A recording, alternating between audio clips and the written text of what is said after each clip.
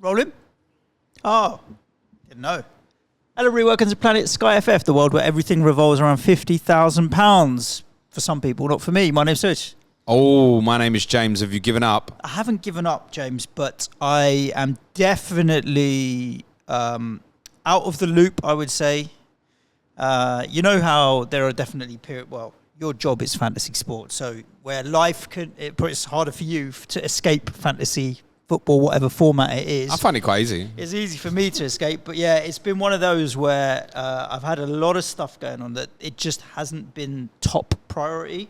So, and when I get into situations like that, decision paralysis can kick in, where if I haven't thought about my transfers and fleshed out where I want to go, I'd rather do nothing than do something and make it a panic move. Yeah, I get that. And so that's what's kind of happened in the last few days where... or this weekend, let's say, I scored 44 points, which isn't good, but also isn't hideous. And it's made me drop down to 7,300 overall from about 5k, but no transfers used. Okay. Having said that, this weekend gone, I had 4 points of Alisson, so a save tier, which is okay. Problem incoming. Yep. No points from Levi Colwill. I coulda, shoulda, maybe dealt with Levi Colwill, but I didn't. Decision paralysis. Saliba 7 points. Cash and Simicast 1 and 2 respectively. Salah got me the assist. Bowen nothing. Again, a problem I could have dealt with maybe, but I think Bowen's going to be back. Didn't have the info. I'd say. Here's the thing. Moyes' exact words were, we were trying but couldn't get him ready for the weekend. Yes, he should be all right this week. Exactly. Is what I take into that. That's what I read as they were trying to get him ready. So there must have been something in their minds that thought they could get him ready. And that would have been my take anyway. If he was going to be back for next week, it's like fine, keep. Yep. I got 4-pointer off Diaby as captain against Spurs because he started. That was it. And Haaland captain, Martinelli and Alvarez nothing. So I could have moved on Colwill. I could have moved on Alisson on Monday for a goalkeeper. Thank God I didn't do that, which wouldn't have worked out. Worth it for me for the captaincy. And I'm in a bit of limbo land, James. The only saving grace is that I have held back my transfers. And I'm not sure where I potentially could have gone that might have worked out better, because we discussed Alisson to maybe Sarr. That wouldn't have worked out for me with the captaincy, really, and so am I that bothered? Now I now have other options of places I can go for a goalkeeper. Yep. And Colwill, I might even have considered Dunk, if I'd have felt that Colwill wasn't going to get any minutes, and I've probably dodged a bullet with that, because Dunk was one that I was looking at as longer-term hold. Genuinely, it would have been Colwill to Dunk or something like that is where I would have gone. So in doing nothing, I've probably saved myself pain, even though I haven't got myself any gains. Does that make sense? Yep. So I'm in this kind of limbo land here, James. Alisson's got to be dealt with. Saliba, Cash, Simicast, no problems. But Colwill I'll probably need to deal with. You say Cash. Cash might be a problem as well, mate. Why? Well, he's on 4 yellows, and I think based on... It's not a this week problem. No, it might be this week. I think Boubacar Kamara's suspended for Saturday at Bournemouth. And Leon Bailey's performance as well means that they might go with the kind of the back four that played at Tottenham and pick something different in the midfield area. I wouldn't be surprised. I'm not saying you should sell, not at all, but I wouldn't say it's not a problem either. It's something that needs monitoring. No 12:30 this week, which is nice. No, for Sunday 12:30. So we're for the 3 o'clocks. There's 3 games. Oh yeah, we get all the 3 o'clock kickoffs. We'll see a lot of the teams, and also on the Sunday, there's 4 matches that we'll see the teams for at 2 o'clock. So you get what seven of the weekend games, yeah, and plus 8 the next week you got the midweek games as well. So yeah. Okay, so you've got 17 of the next 20. You see the lineups. Yeah, you're right. That's a fair thing to consider, right? It's a really useful period to be in. So in terms of making transfers, having them when you know who's playing is obviously a massive advantage. So I'm going to be a little bit more aggressive in the next couple of weeks and tidy up the team a little bit and move it to, dare I say it, James, log out. I want to, whatever moves I make in the next couple of weeks, I want to try and get as close to being in a position where I said, if I had to log out, if I was going to live on a desert island, I'd be okay with it. So, yeah, that's where I'm at. What about you? Still climbing the ranks or not so much? Small down this week to 421st, which I would have expected because I felt like throwing a party on Monday night. I did skip the game, and because of the Lewis Dunk situation, I'll be honest, the one I probably would have gone was Max Kilman, actually, in my circumstance. So for me, and I know there's some have gone on and had some good returns. Like, to be honest, the majority of players actually returned something in the game. Attacking players. But even like the two Fulham centre-backs got passing, Castagna, Harrison Reed, the goalkeepers both got saved here. So there was quite a bit going around actually within the game, just not any massive scores. So I'm pleased that I skipped it. I decided to deal with the Lewis Dunk problem and decided to go in for Pedro Porro on Sunday. A lot of people were on that move. Popular. Yeah, I mean, you can see that in the ownership's gone up to 21.5% in the top 1,000, so I was certainly not alone in that thinking. He did feel the obvious one if you were going to go in on Sunday. Manchester United's fixture stiffening up. Everton, no real interest unless you wanted like Mikalenko for tackles or something. And Villa with sort of Arsenal and City coming up at Villa Park in the next couple of weeks and going to Tottenham at the time didn't feel right defensively either. And because I was in a back three, and very much was restricted to defensive options, and I was intent that I didn't really want to go to something on the Monday night because I knew it was going to be 2 transfers for me. If I went Max Kilman, he wasn't staying until the end. Whereas Porro, I'll keep now. He's not going. He's rough this week, City away, but then afterwards it's fine. That probably means now I'm not going back to Romero, right? So it's just a little change of plan, and I did want to go back to Romero ideally. So I feel like I've kind of used the same transfer account. But it was more the decision on what do we do with Dunk, right? So my initial reaction was to leave it be because there's 2 single game days, right? There's Palace on the 21st and there's West Ham on the 2nd. But the more I thought about it, the more I could just foresee problems. So he's suspended for 2 games. Red card for dissent apparently now carries 2 games. I didn't know this till Saturday night. But he'd also got booked in the incident as well, right? So he's now up to 4 yellow cards. So he can return against Burnley on Saturday the 9th of December, and that's a great game to come back to, right? Burnley at home, it's definite 5 points, right? Is every chance that might be the clean sheet that finally is his first of the season, could be a 10-pointer. The problem is, though, you can't go back really because it's a Saturday. So it's one if you potentially have an injury in the week leading up to it, fine, go back. But he could get booked and miss the Arsenal game. Now, for those who do go back ahead of Burnley, him getting booked against Burnley and missing Arsenal is probably the best case scenario. So for those who are looking to go back on Sunday the 17th, it's Arsenal away. Now, if he's not had that 5th booking and gets it at Arsenal and then misses the Crystal Palace single game day, that is a disaster. Avoid. And also, for those who are thinking, I'll go back on the Sunday when they play Arsenal. Well, if he's been booked against Burnley, there's no point doing that either. Right? Yeah. So the more I thought about it, I thought, actually, he's got to go. This is a headache. Now, let's even say that he escapes the 3 games with no booking, right? And then comes into the Tottenham game Thursday 28th. You probably still need him for the single game day against West Ham on January the 2nd. And that's the cut-off, is match 19. So the cut-off is before overhaul. So it's the 19th game that teams have is the amnesty for the 5 yellow cards. Then it pushes up to you only get suspended once you hit 10. Now, I don't see Lewis Dunk going through games against Arsenal, their derby against Crystal Palace and Tottenham, and not getting booked. So he's missing 2 games now. Then there's going to be a 3rd game at some point in there. And it's sod's law. You know what it is, right? He gets booked at Arsenal and he misses Palace. So I think so at the moment I've got no Brighton Palace coverage. For me, looking at Sunday the 17th, almost by default, I think the player I would have to go for is Pascal Gross if I wanted to go in. Because he's literally the only Brighton player I could look at and be confident and say he plays Sunday and Thursday. Yep. And he plays the majority. Nothing else is stable from that perspective. So there's a rare case even with this to even say, well, wait. So the solution for me might be, Suj, that I go, if Dunk gets put against Burnley, I might just go, do you know what? Let's wait and see that line up against Crystal Palace. Then he's gone the other side of the problems. He's served the suspension, and we go, okay, we're going 3 games at the end. It's 1 captaincy, and it might be 2. And there is still gain over Manchester City, for example, of which we should consider, by the way. Today is 5 weeks to the date many of us have been thinking this City-Brentford game would happen. We have to now start thinking that it might not. And we need awareness of that. I know me and Ben Crellin were having a conversation on Twitter last night. He thinks there's a strong possibility the announcement might wait till next week, the back end, and confirmation of the FA Cup dates and in terms of whether the game would go in sort of Thursday the 4th.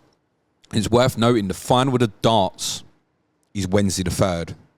What's the relevance of that? Sky. Well, Sky ain't going to pick it up Wednesday the 3rd. Which is not to say the game won't be Wednesday the 3rd, but if Sky want it, it's not going to be Wednesday the 3rd. And that is a case why there might be a waiting for always Thursday the 4th, even a possibility. Obviously, in that scenario, they would move the overhaul back till the end of the City-Brentford game rather than it being the start and having a small window. So it would fall at the start. If it's the following midweek, then I presume that we would come back and start with City against Brentford. Would be what I'd imagine from overhaul. Any case, there should be an awareness of that at the moment, and should be a consciousness for those who are looking to invest in City, because there's a case to say you can do so this Sunday, and next Wednesday, the Sunday afterwards, there are entry points, but you probably want the extra game, and there's a case to say, even if, say for me, after they play Palace Saturday the 16th, if they're not going to have the extra game against Brentford, then I'll probably Cole Alvarez there and just go, right, I'll have Haaland for the 2 captaincies at the end. And if something was to happen to Haaland, I'm actually going with alternatives. Okay. Rather than another Manchester City player. Yeah. Yep. Cool. That would probably be the way I'd deal with it. For myself this week, it's 59 points, Suj. Nothing overly to Any transfer? Just a Porro transfer? So, yeah, I went Porro for Dunk, 7 for Saliba, 4 for Pope. Porro obviously did get an assist, 4 points, 5 for Salah. I did captain Watkins Sunday for the 12. That's the difference between us. And a captain Haaland, I say obviously, it wasn't completely obviously, for the 18 points on the Saturday. So, I mean, I've got the captaincy right, which is always a nice reflection on the weekend. It felt from just general vibes of a fancy weekend, it was going to be a really, really tough one this weekend gone. This coming week, let's talk about captaincy, including midweek next week, and then we can look at the tier points and stuff from the games that we've had. We will as well. Just as a note, why I remember, the Sky Pod next week will be on Thursday rather than Wednesday. I'm going William Saliba on Saturday, James. That's the plan, yeah. Arsenal at home to Wolves. What's the contingency? For me, yeah, I don't have any Brentford players. I don't have any Burnley players. I don't have any Everton players. I don't have any Luton players. I don't have any Man United players. I don't have any Newcastle, Forest, Sheffield United or Wolves players. The only player I have is Saliba. There is no contingency, is the answer to your question. Okay, so if he was to get injured tonight, what are you doing? Good question. Not sure. Yeah, it will need thinking through that because it's not just Saturday, it's next Tuesday as well, right? So you didn't go for Fulham Wolves, you skip it? Yeah, skipped it. So one of the things that kept nagging about me and why I would have preferred Kilman was actually to give me that secondary option for the Tuesday the 5th when Wolves play Burnley. If Saliba was to get injured, then I might maybe look at a couple of moves that maybe mean throwing Saka in. Yeah, that would be my other option. And it'd probably have to be for Bowen. I could maybe if Bowen was ruled, I've got 2 million in the bank now. If Bowen was ruled out, I may even make that move anyway. Just go Saka for the couple. The problem is if I buy him, I'd be very tempted to captain him. And I'll be honest, personally, I think with the way they're defending and the way they're attacking at the moment, I think Saliba's... I can easily see that being 40 points for Saliba across the 2 games. That I own Gabriel Martinelli and completely forgot that I even own the bastard. That's how bad he's been. Yeah. Sorry, James, I've got a backup plan. Gabriel Martinelli. Well, he has got me no points since I've owned him. That is a backup plan, but we should be aware that Arsenal play tonight, play Saturday, play Tuesday. And someone like Martinelli is not necessarily going to play all 3 games. But as it stands, he's my backup. Fine. I have one backup on Saturday, which is Nick Pope. So that's fine. It's not ideal, Manchester United at home, but that's the backup for me Saturday. So if I saw the Arsenal team and Saliba wasn't in it, i.e. sitting on the bench, I would just captain Pope and would go, right, well, Saliba plays Tuesday at Luton. This isn't actually too much of a problem, and just run with it from there. Another idea, potentially, if Bowen was ruled out, then obviously something like Mbeumo, just go in, bang, captain. The problem with Mbeumo is you're probably only going in for the 3 games, I think, and you're coming off from Sheffield United, but that's also, it's the start of Chelsea's run, so you could chain it. So if, say, Bowen was ruled out, you take Mbeumo, possible captaincy against Luton, Brighton away. You could arguably put him in the conversation for Sheffield United away as well, but you see the Liverpool team away to Crystal Palace, so if Mo Salah's in it. And then you probably move it on to the Chelsea on the Sunday. That's because the following week they don't play Villa till the Sunday, and then obviously the City game's missing, and then there's a gap before they play Wolves. So it probably is get rid of Sheffield United. You'll have a couple of teams that will play 4 times, and you miss 1 Brentford. And again, if they don't have the extra fixture against City, it's probably a move off. So if you went to gamble on something like that, Mbeumo, which is perfectly reasonable, particularly if you're going in for captaincy, then I think it's probably a short-term move from that perspective. Sunday, you are saying that Salah, according to your spreadsheet for the patrons, the Sky and Fixture planning spreadsheet, you've got Salah ahead of Haaland. Yeah, I'm going to update that now. Okay, you're going Haaland? Oh, definitely going Haaland, captaincy I Sunday, am going Haaland as well. I wanted to go doubt. Haaland. I wanted to know why you were thinking Fulham. Fulham aren't the worst defensively. And you just don't have a defence, so I'd rather go with the team that don't have a defence. I'll sell it like this, in my opinion, for captaincy on Sunday. Mo Salah could do great against Fulham, right? That's obvious. It's the sort of one you'd go, yep, happy with that, no problems at all. Paulini is back, but it's Mo at Anfield, right? But there's a scenario there where Fulham defend well and he doesn't see a lot of it. That's the scenario. It is impossible that Erling Haaland does not have chances against that Tottenham. Impossible. And they'll let him have chances. I don't think it's inconceivable that he goes mental on Sunday. Nice. I.e., he gets 4 or 5. FPL triple captain, get your chips out. No, I'm not saying that. Tuesday, Arsenal. Has to be, isn't it? Yeah, Saliba. I'll be honest, if Saliba was to say get injured on a Saturday, as much as it would pain, I'd probably skip it, which doesn't feel right, skipping Arsenal against Luton. So again, maybe I could make a case that if I'm going in and captaining an Arsenal player, it's effective 3 for 1. Maybe take the Villa game at the weekend, then move it on to something else on the Sunday. But I'm not desperate to have an Arsenal alternative to Saliba. But that said, I will want it if Saliba's a bad injury because of those fixtures at the end, the West Ham home game, the Fulham away game at the end. So maybe the sensible play would be, okay, James, just go Gabriel. That might be what I'd do. Saliba, I think now I've gone Porro, are probably going to hold through that difficult Villa, Brighton, Liverpool period because I can see it being useful for me at the end. That also means that I might just be running through with just Cole Palmer as Chelsea coverage, which I'm not overly in love with. But yeah, your best captaincy for Tuesday, of course, will be Arsenal players at Luton. Those who've got Hwang, and his ownership's gone up to about 35% in the top 1,000. Decent. And it seems to be where the majority have gone. Might look at Burnley at home and think that's a great alternative, and it's perfectly reasonable. Wednesday, Liverpool, Sheffield United. Mo Salah's at 94% owned in the top 1,000. You're going to be going with Mo away at Sheffield United. This one would be a Mo over Haaland. Yeah, Haaland at Villa. That said, it's the same thing, right? You get the timing of the runs right against Villa, he'll get in. But Mo against Sheffield United, if he's in the starting team, then I think, Mo. And Thursday, for me at the moment, will almost definitely, I think, be Sonny against your team, Suj. Thursday for me is nobody because I don't own anybody, but I may hold off. You'll buy a Tottenham player, don't you? Of course, yeah. I may hold off moving on Colwell for Romero. That might be the move that I just save. And I think Colwell probably plays against Brighton. Obviously, they've got Cucurella and James suspended, but you ain't getting passing tiers out of that. No chance. No. Even if he plays centre-back. No. But that might be my move off. Or cash. Like either any of these guys, I'm kind of thinking just hold them and then move them on to Romero, rather than trying to force a daisy chain for a couple of fixtures. Right, I might miss a game or two out of Cash or Cole in between, but I don't want to waste the transfer on it necessarily. So, particularly Cash, like I'm not expecting anything in the game against Man City. Maybe something against Bournemouth. The thing is as well, unless you've got a player injured and you need to make the move earlier, then you're going to buy Tottenham next Thursday rather than this Sunday, right? It's fairly obvious at this stage.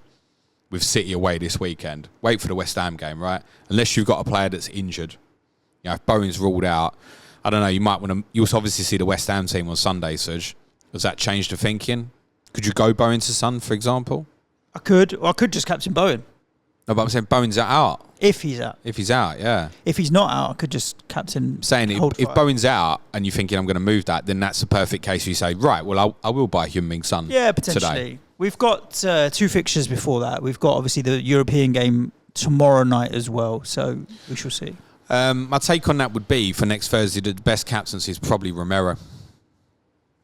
He's an absolute certainty for the passing. Yeah. Now, it comes with a caveat at the moment, and that's obviously his first game back from suspension.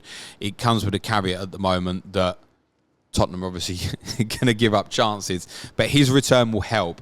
And if West Ham go into the game with no Bowen, hypothetically, which we don't think's the case, and no Antonio, then that certainly improves things from a defensive potential for Tottenham. But you should also note that even Romero's return isn't going to stop West Ham being a monumental threat at set pieces in that game. They'll look like giants compared to what we line up with next Thursday. So we could play great. You could have 2 set pieces and score twice. You need to be aware of that. More than feasible, indeed. Cool. What about the games that just happened at the weekend, James? Is there anything that cropped up tier points-wise that we need to be aware of or think about in terms of ownership and stuff as well? Yeah, a few interesting things. So City-Liverpool is obviously 1-1. Alisson with a save here. Now, we haven't got the prognosis yet on Alisson, but there obviously will be a number like you, Suj, who own.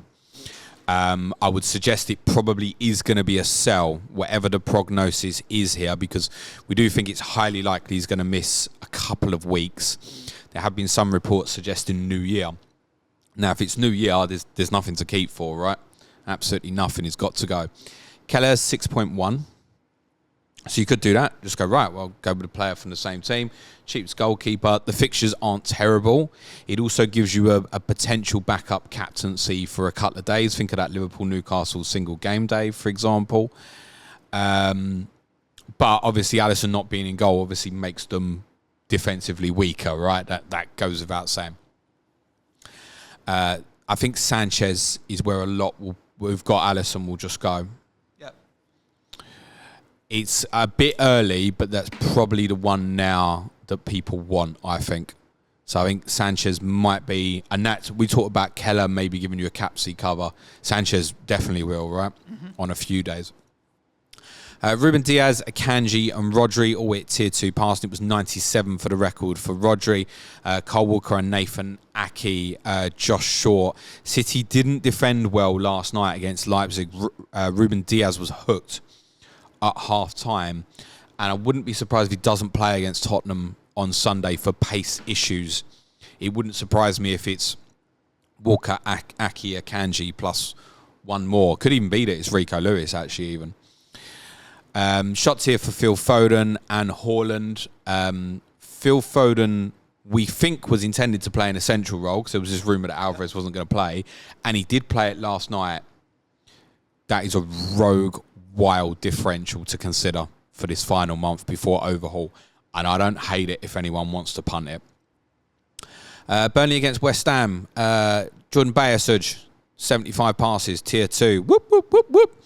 Nefer Gued hit tier 1 passing. Suj, there were tackles for Soufal, Paquetá, and Mohamed Kudus with tier 2 for tackles to go with 1 assist only as given in this format of the game. Any consideration for Kudus Sunday, Suj, particularly if, say, Bowen's out? Is that a solution, maybe? No. But I'm too biased, James. I think you need to answer that question. I have too much negative emotion towards that particular game against Burnley to think anybody deserves selection in any form of fantasy. But look, 8.1, there's better value out there. Like, I'd rather buy Declan Rice at 8.1 than Kudus at 8.1, for example. Is Rice 8-1? It might be 8-2. It sounds about right. I did look at Thomas Tuchek's price as well, so it's 7.8.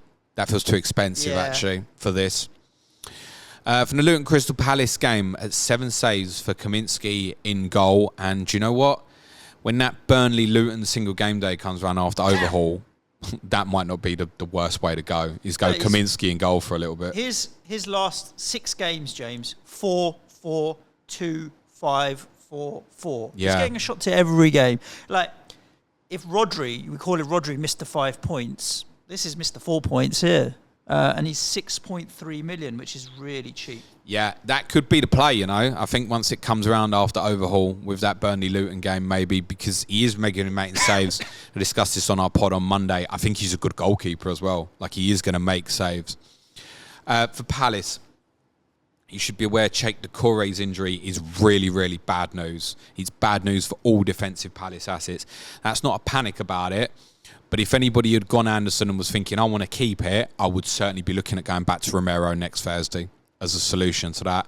I think Sam Johnson, you can move to Sanchez at some point as well, probably after the Palace-Liverpool game, I would think, if you haven't already moved, which I think some will have done, obviously, on Monday night as well. He'll be a big miss.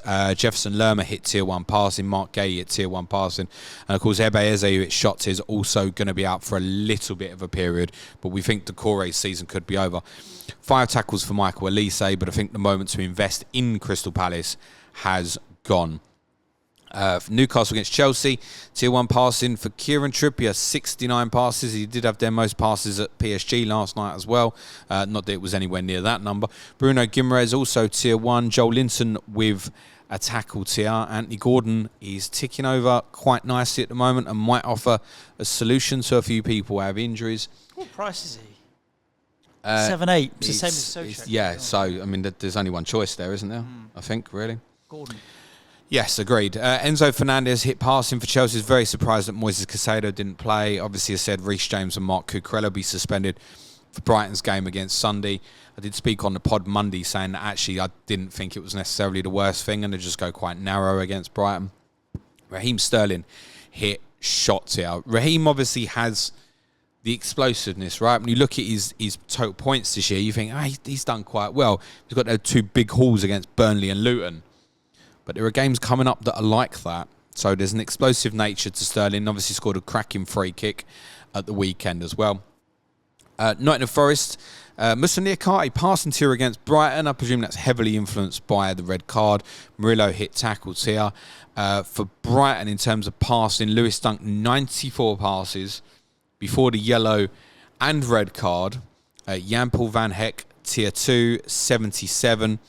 Pascal Gross into tier 1, 62, and that probably would have been tier 2 without the red card, I would suggest, because again, as what happened against Sheffield United, there was a massive swing in possession after the red card in the game. So Gross effectively there, tier 2, with 2 assists as well. Yep. And I think for those who are now off and were looking to go back to Dunk, etc., I just think that's the tick over solution that a lot will end up going with. So I think for me, it's probably going to be Alvarez. I think that works out. If I cut Alvarez, particularly if that Brentford game's not going to happen, cut Alvarez and go to Gross Sunday the 17th. He's probably going to be the suitable solution for me, I should imagine. Yeah, I don't know if he's Mr. Tick Over, mind. But he's a bit better than that, in fairness, yeah. Well, he's got 1, 2, 3, 4 times this season he scored double digits, 14, 13, 10, 10. But in between that, there's a lot of twos and zeros and that as well. You could get that. It's feast and famine. Yeah, you could get him, captain him twice, and across the 4 games, including the captaincy, you literally definitely could end up under 20 points. You could easily end up with 50. Yeah. It's quite a big swing for him. But I like Pascal Gross. So he doesn't offer, with Dunk, you know exactly what you're getting. You're getting no clean sheet and you're getting tier 2 passing. You know what it is. With Gross, there could be wild swings. You don't even know what position he's going to play. No, that's true. Don't even know. So he could end up covering at fullback with some of the injury issues they've got. He can end up playing as a 10. The best with him is if he plays 1 to 6 roles, then he almost definitely hits your passing tier. Then you're hoping for the bits to go with it. He is, of course, capable of the odd tackle tier as well. Even the odd shot tier. He takes a few of the set pieces. He is an all-rounder. And I think because of the Dunk doubts, those who've got nothing on that fixture at the moment should consider Gross. It's worth saying, I said about being in Palace, it probably is actually hold on for your Anderson. I think maybe if you've gone there for the captaincy for that and then not bother with Brighton, but then you need to pair that with probably having Jarrod Bowen for the West Ham Brighton game at the end to cover that one. Sheffield United, Bournemouth, not a huge amount worth covering. There were 8 saves and 1 big cock-up for League One, Wes Foderingham. Marcus Tavernier, 5 shots on target. 3 shots on target for Justin Kluivert as well. Nothing, unfortunately, for Dominic Solanke in the game, who a few might be on. I did have a little glance at Bournemouth's pricing in the midfield area in terms of enablers, because it's a good run of fixtures. They've started playing well. They've had the most shots across the last 2 games, 2 match weeks, sorry. Semenyo's the cheap one, 6.6. Now, I don't know how you'd make the case to pick him over, say, Palmer. And there's every chance he'd come out the team. So can't really make a case to go there. There's enough other alternatives. Like if people gambled Bellegarde on Monday night, like I really don't mind that. I almost prefer that than going into a Bournemouth player. From the Brentford-Arsenal game, no passing tiers for Arsenal centre-backs. In fact, they were way off. 37 for Gabriel and 39 for William Saliba. Wow, that's very low. That's because a lot of the passing networks happened further up the field, and you know what it's like with Brentford, ball's not in play as much as we'd expect and stuff. So Zinchenko obviously moving into that area, 70 completed. Declan Rice, 65. The only other tier for Arsenal in the game, Gabriel Jesus with a shot tier, Christian Norgard with a tackle tier. For Tottenham, Ben Davis, 96 passes, Emerson Royal, 94, Giovanni Lo Celso, 70, and 4 tackles, 1. I did have a dive back in to look at Ben Davis's price, because I think what we got at the weekend was the information in terms of what Postecoglou would like. And I reflect on pre-season as well. Davis played a lot at left-sided centre-back. So I think he will probably partner Romero when he comes back. And what price Ben Davis is? 7.2. It's 7.8, so it's a waste of time. Too much money. Yeah, if you're going to be in that situation, then you're going to go for Romero, aren't you? So, yeah, there's no point in that. Tackled here through Doggy as well. Shots here for Brennan Johnson. Nothing for the Heung-min Son captain as Rodrigo Bentancur. We'll speak about it more on our Patreon pod. Serge was absolutely outstanding in the first half an hour. Completed 24 passes in that period. Was well on course for Tier 2. He is out for around about 12 weeks. The only tier in the game for Aston Villa was 6 saves for Emi Martinez. I note, obviously, Kamara is suspended this week. Douglas Luiz is also now on 4 yellow cards as well. And whichever game he misses will be a big problem for Villa as well. After Bournemouth, they got them big games with City and Arsenal. Everton, Manchester United, only 2 players to hit tier in the game. Andre Onana, 6 saves. Dominic Calvert-Lewin, 3 shots on target. Kobe Mino is one to keep an eye on. He's not a buy, I don't think. He's 7 million. Oof. Now, he's completed 38 passes in his 72 minutes and only 1 tackle, 1. But there's a capability there. You could see it. Anybody who watched that game on Sunday would have gone, I wonder what price he is. I'll keep an eye on that. He might be a really interesting one, I think, on the other side of Overhaul. I don't think it's one for now. Okay. And finally, from the Monday night game, I said there was a number of tiers. Jose Sarr, the only one from Wolves, though, with 3 saves. Rain Nori went off injured with an ankle injury 20 minutes into the game. Santiago Bueno played centre-back. Craig Dawson will obviously come back in this weekend. Max Kilman was only 3 passes off Tier 1, so he wasn't a million miles away. Those who gambled Hwang and Cunha, you've had the returns. Cunha's jumped up to about 5% ownership in the top 1,000, and that's made him the 5th most owned forward in the top 1,000, believe it or not. That must be such heavy concentration between Alvarez, Haaland and Watkins, and then maybe Núñez, I would say, is the 4th. Yeah, so Haaland and Watkins are in over 89% of teams. Alvarez and Núñez are basically about 15%. And then Cunha. And then you got Cunha at 5.6, and then Eddie and Ketcher 2.5% top 1,000. So, yeah, we're certainly coming towards that template period, no doubt about it. For Fulham, as said, Tim Ream, obviously in passing, so too his teammate Calvin Bassey as well, both tier 2. Timothy Castagna, tier 1 passing, a little bit of a surprise. Harrison Reed also hit that. There was 2 goals, both scored from the penalty spot, and a shot tier for Willian. Alex Iwobi with 3 shots on target. So the only Fulham players that didn't return anything were Tom Kearney, who played really well, 59 passes and 3 tackles. Andreas Pereira had a quiet night, didn't return. Raul Jimenez didn't return. Even Anthony Robinson, who was outside the tiers, obviously assisted the first goal. So if you went for any Fulham, as long as it wasn't Pereira or Jimenez, you got something. I'm glad I skipped it. It was the right thing for me. Well, let's get into the questions that we've had in on X, James. But I did captain Hwang in the second team. At Sky Player and FPL. I've owned him for ages. Says, how are you feeling about your first ever skip, given how the game went? How does he know I skipped Fantastic. it? How does he know I skipped it? Maybe Slack or something? I don't think Paul's Patreon, unless he's kept that on a D-Lo. Thank you, Paul. Or maybe did I tweet about it? Don't know. I don't know. Go on X anymore, James. Whatever. Just before we get into the questions, because James feels fantastic about skipping it, and so do I. If you want to support the show, head over to patreon.com/planetfpl. You get loads of additional benefits, particularly if you're a Sky manager. James produces an Excel planner, additional podcasts, Slack community, ad-free podcasts we should add in there as well, prize leagues, and a whole bunch more. And if you want to buy us something for Christmas, that's a good present. Patreon membership is the one. Yeah, very happy. It is legitimately the first one I've ever skipped through choice. There's times where I've had someone captained and in the late game and they were injured and I didn't know about it, for example. But it's the first single game day I've ever skipped. Oh, cool. I've skipped a few. I had to do it. Forgetfulness. From a mental state, I had to do it because it's a problem for me. James, we've got a question in from Ian Parrin. Sujin Shah is approximately 100 points behind James. Are you? With 2/3 of the season left to play, having used a few more transfers than Suj. How does James consider his relative position in the head-to-head? Ahead, level pegging, or behind? How many you got left? 35, James. Oh, yeah, you're done. 35. What are you on, 32? You won't catch me. What are you on, 32? 31. So 4 transfers. I would consider 4 transfers 40 points, 10 a transfer. So yeah, there's 60 points difference. I would need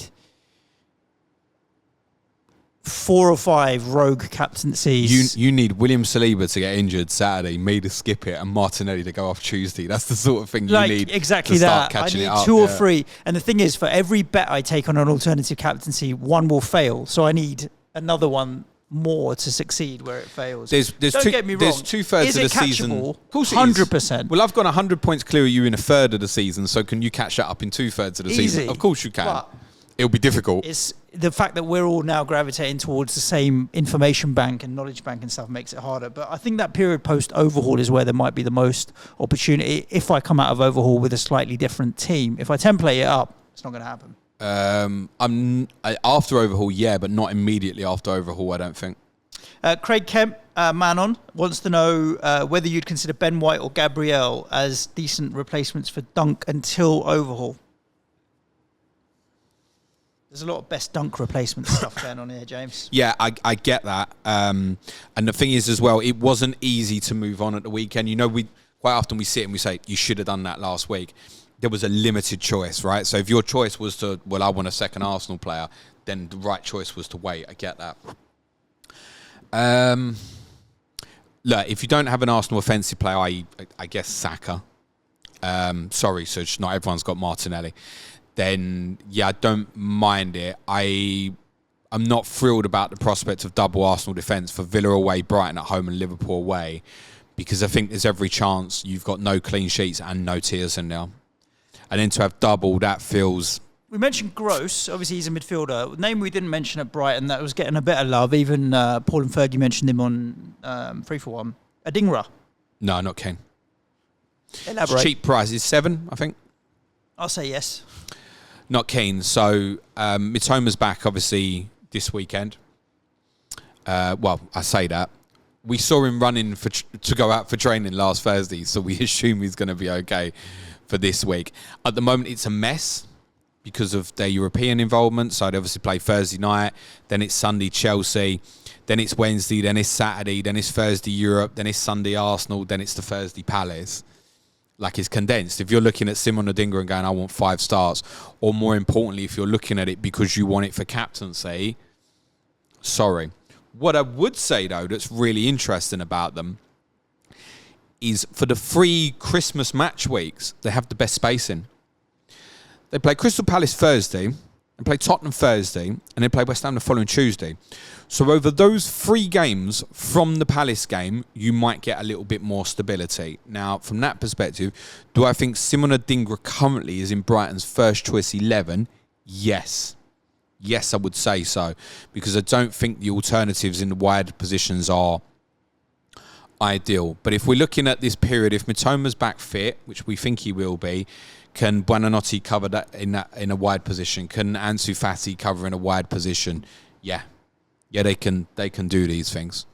Sam Guy, I have 38 transfers remaining in the top 1,000 with a solid team set up to overhaul, bar 1 or 2 kind of moves that he's already planned. There's not a lot that needs doing. Sit on hands till later in the season or look for gains this side of overhaul. Sit on hands. If you've got two planned, you're going to get to 36 post-overhaul. I think is wicked. Sit on hands, mate. Don't use transfers for sake using transfer. I must stress, I'm on 31, right? I'm going to be on less than most people. And I'm aware of that. So don't use transfers for sake transfer. You're really happy with your team. You got no problems. Don't fight it for the sake of it. There are gains that can be had here, but if you don't like them, don't go for them. And I'm more in a position where I'm trying to avoid shit, right? I'm looking at Bowen going, be fit, mate, because I just want to leave you there to overhaul. My original idea was to move Saliba on next week to Thiago Silva. I might let it go or give myself a bit of space. I think I have an awareness at the moment that if I get a player injured again, like a new one, then that's possibly my go-to Chelsea point, even though there's lots of entry points. I'm quite comfortable, I think, with Palmer, knowing that that should be all right for the Christmas Eve fixture against Wolves. Last question of the show, James. FPL Boyle. Is there any scope for a defensive block similar to like Newcastle last season where they put together a run of clean sheets? Big gains if you land on the right team. Who are you thinking, James, for a defensive block? The right answer for that would be Chelsea. But the situation got worse for Chelsea assets at the weekend with the return of Benoit Badiashile and him going straight in. So we could draw a conclusion from that. You just check his price, actually, Badiashile. Yeah. We could draw a conclusion from that and go, right, so he's gone straight in ahead of Disasai and Colwell, and therefore he's going to be first choice with Thiago Silva. And that might prove to be the case. And I know Gary Mantle, our Chelsea correspondent, said he thought that might be where it would go. But with all those fixtures over that period of time... Badiashile, 8.4. So, and what's Thiago saying? Do you know Badiashile, how many points he scored in Sky Fantasy this season? Combined for the entire season, James. Is it -1? -1. There you go, yeah. -1. He's played 1 game, hasn't he? So, because he's been injured all season. So that's a real differential one maybe to keep an eye on over the next couple of weeks, where you'd go, oh, okay, he started against Brighton and Manchester United, then we probably come to the conclusion that he's first choice. And it might be, right, well, let's go to him. Because as I keep saying with, say, Silva, I don't think Silva plays Wolves, Palace and Luton. It's just, they're too close together. And I think that's the case for all the Chelsea players. I spoke to Harry Daniels, a Chelsea fan, you know him, FPL Harry, on Friday night, and we were talking about Chelsea players. And I asked him, I said, tell me that 3 games, Wolves, Palace, Luton, tell me one Chelsea player you'd be confident, outfield player, you'd be confident plays all 3 games. And he's like, there's none, not a single one. He says, Sanchez will play the 3 games as it stands at the moment. And that's why I think a lot will lean into that. Sanchez will play the games. Now, it's worth saying, with some of them fixtures like Everton, Sheffield United, Wolves, Palace, Luton, the argument I'd made previously, if Thiago Silva plays 4 of them, I'd still want him. That's what me and Luke discussed last week. If he starts 4, I'd still want him, because 1 will be a captaincy, and that's effective to make it 5. And he probably starts at around about 24, 25 points for those games. So I'm just going to have a little think at the moment. I think probably the advice would be for Chelsea, try and avoid going this week, take in the Manchester United game if you can for a bit more information, and then act on the Everton game Sunday the 10th is probably the best thing to do. Yeah, I know for many, going, say, Arsenal to Chelsea on Wednesday the 6th will feel like the right move. Of course, you'll see the team, but I'm pretty sure it's a late kickoff as well, so you only get about 15 minutes to that team as well. So the extra game of breathing space might be worthwhile. But to go back to your question, Suj, from a blanket perspective, I think with the fixtures, yeah, they're probably the right answer. Because the teams that have got really great runs are like Forest, Burnley, West Ham's not too bad. Newcastle is one. I think maybe. If I probably had to go a blanket, I'd maybe go to Newcastle. But there's no way I'd be making 3-4 transfers to make that happen at the moment. No way. Good. Listeners, thank you for tuning in to this episode of Fantasy Planet SkyFF. Sky Fantasy Football. Well done, you got it right. Got it out in the end. We'll be back at you tomorrow. You got COTC, West Ham Palace, right? Yes, West Ham Lovely, Palace. jubbly. And Forest Everton's out from yesterday as well. Nice. Make sure you're subscribed wherever you're listening to the podcast. Stay safe. Look after yourselves. Ciao for now. Thanks, everyone. Play it your way and be nice to each other. Cue music, please, man child.